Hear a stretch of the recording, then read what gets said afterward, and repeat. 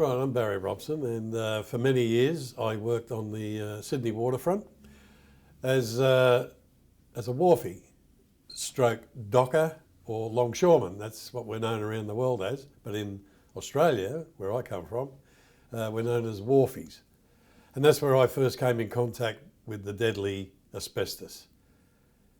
We were used to unload it, and I was 19 years of age when I started on the waterfront, and we were told that this product was safe. Now, decades later, I bury my workmates. The union movement in Australia, when it comes to asbestos, they're united. It doesn't matter what side of the political fence they're on in Australia. There's one thing I can say about the Australian union movement, is they're 100% behind the banning of asbestos. Work long and hard, the unions, the union movement, and I must say the community of Australia worked very, very hard to get that ban in place in 2003. And it is a total ban. No ifs and buts. It is a total 100% rock solid ban, which has now caused some problems over the last couple of years with the import, mainly from China, of cars that have had asbestos gaskets, brake linings are coming into the country, bulldozers, heavy machinery, and the one I've just been recently involved with my union once again, even though I'm retired from the union. You might retire from the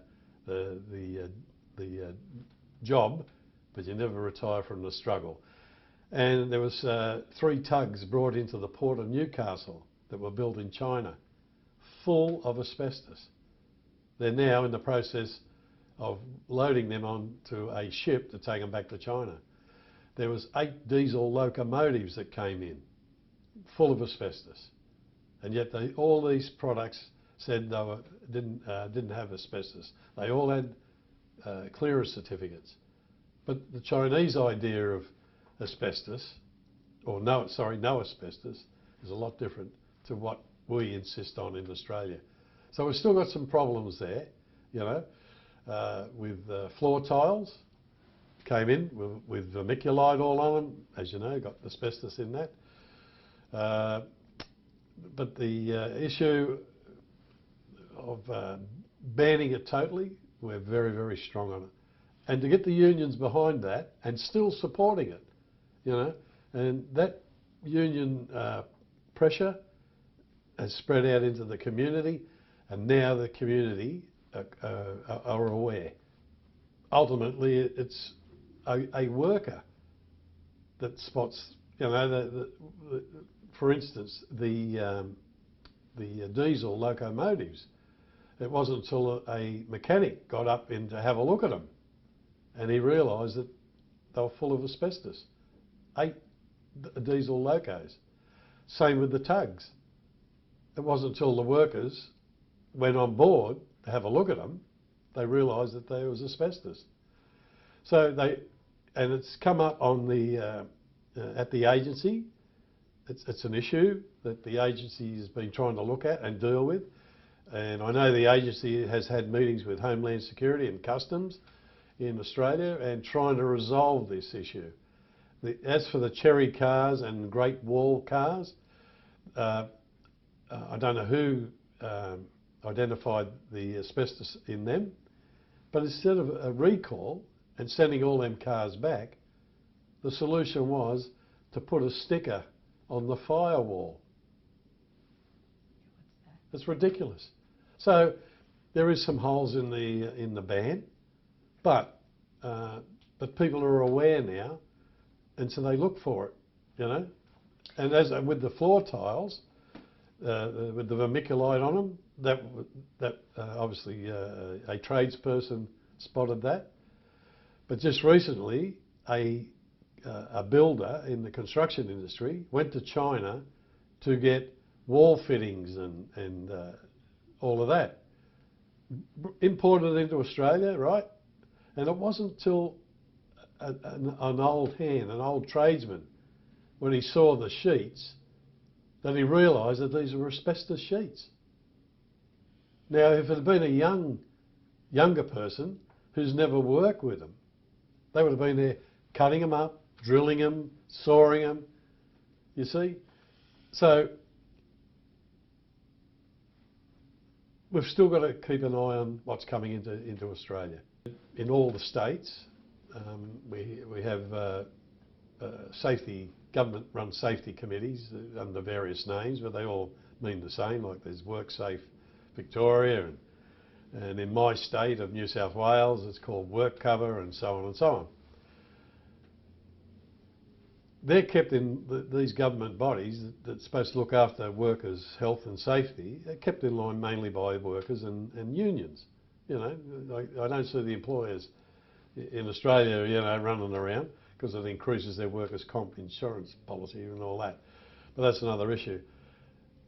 In my particular state, New South Wales, where the unions over many, many decades pushed and pushed and pushed and established the Dust Diseases Board. Now on that board there's equal representatives from the employers and the unions. Okay? Now, if you are a worker and you come down with an asbestos related disease in New South Wales, you're entitled to free everything. Free medical, if you need alterations to your house for ramps or your bathroom, you know, and all of that. To have oxygen machines installed, you need special wheelchairs, whatever, it's all paid for. If you were a worker, you know, the boss of the company that you might have worked for, he's not entitled to it, only the worker. Also in New South Wales, we have a special court and all they deal with is dust. It's called the Dust Diseases Tribunal, and that's all they hear. Asbestos cases, farmers' lung cases, and silicosis cases for bricklayers, stonemasons, concreters. They come down with silicosis. They're the three in that one tribe, and that's all they hear. So the judges in that court, in that tribunal, are all experienced because they know everything about what causes it and all the rest. They have specialised doctors that give evidence and all the rest. So we're very fortunate for that. But that was all put in place with a lot of pressure from the unions. For many years, some people in the union movement have tried to bring in manslaughter laws for companies that knowingly manufactured these dangerous products. We haven't been successful yet, but we keep punching away. When was the first time you came to your first Asbestos Disease Awareness Conference? What was that like for you? You've come back subsequently twice, and where you are today. And I do remember going to Mount Sinai Hospital and your husband was still alive then, Alan. And then all the years we've kept in touch since. And then when you mentioned you were going to have it here in Washington, no, the year before was Atlanta. And I thought, oh yeah, I'll go to Atlanta because I've got relations that live in Atlanta. But we couldn't make it that year. And then when the invitation was extended last year to speak, and yeah. And the reason I came back again this year, I brought someone else from the executive of ADFA to experience what it's like to meet people from all over the world that have got one purpose, and that is to have asbestos banned throughout the world. And so it's a bit of a two-way street for me. Getting something, and they've made a lot of friends now through coming here, and hopefully my organisation, because if I get hit by a bus tomorrow, you know, I'd like to see them connections still going, you know. So that's what I get out of it, that internationalism, that we're all aiming to do something, to have it banned, whereas other countries haven't got the powerful unions and strong-willed community support to change things, to have bans put in place like we have in Australia. So it's good to come along and give them some support. So that's what I get out of it. The Australian Council of Trade Unions, the ACTU as it's called, that's its acronym, set up a feeder many, many years ago to help developing countries in our area of the world. Even though we're British, Australia, we basically live in Asia. We're surrounded by Asia. So the obvious thing is to help our Asian neighbours, as I just said, that haven't got the strong unions and communities' strength to do things. So a feeder was set up, and they've moved in, and now they're moving into to try and have asbestos banned in these countries like Vietnam, Laos, Cambodia, India. So they're working very, very hard, and they've had baby steps, but they'll get there, because of the support back home in Australia for a feeder. So we're very proud of a feeder. Our biggest thing at the moment is a thing called ADRI, the Asbestos Research Institute. Okay, we're so proud of that. That was pushed by support groups, community, and we finally convinced a government to set up a dedicated asbestos research institute. And we were very lucky to hire a terrific researcher, Professor Nico van Sandwyk. What a bloody champion, a fantastic man.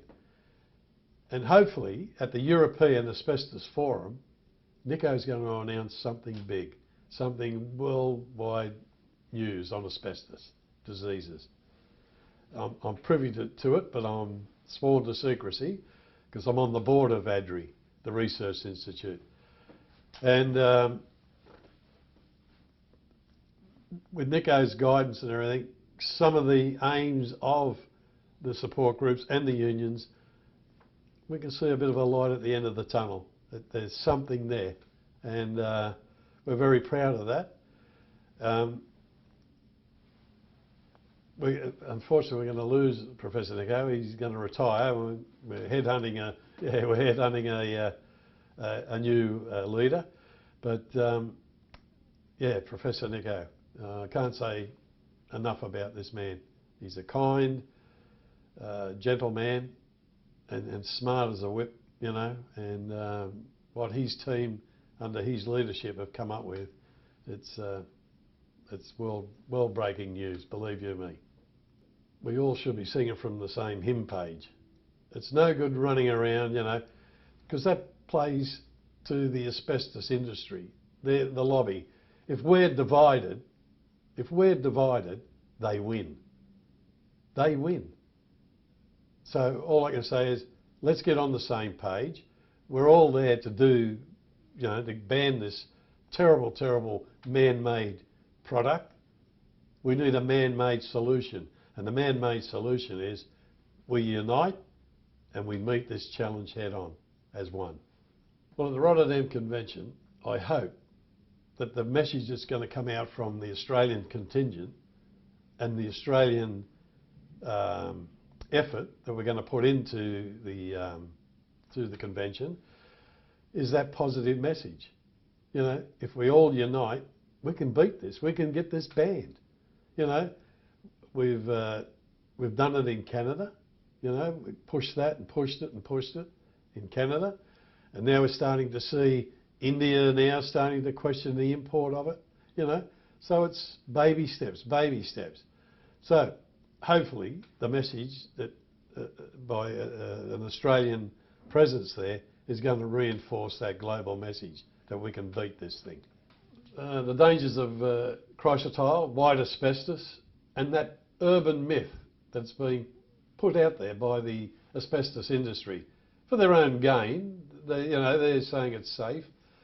The only reason they can say that is because the technology that they use when they do pathology on people that die from being exposed to chrysotile, white asbestos, is at the moment they've been not using the right microscopes, because the white asbestos fibres are very, very hard to find, and it's not until they do an autopsy and do a fibre count with a specialised microscope that they find the fibres. And that's why there's a lot of, the industry can hide behind these false messages. But the truth is slowly starting to come out with the improved technology of better microscopes of identifying the white asbestos chrysotile fibres in the lung.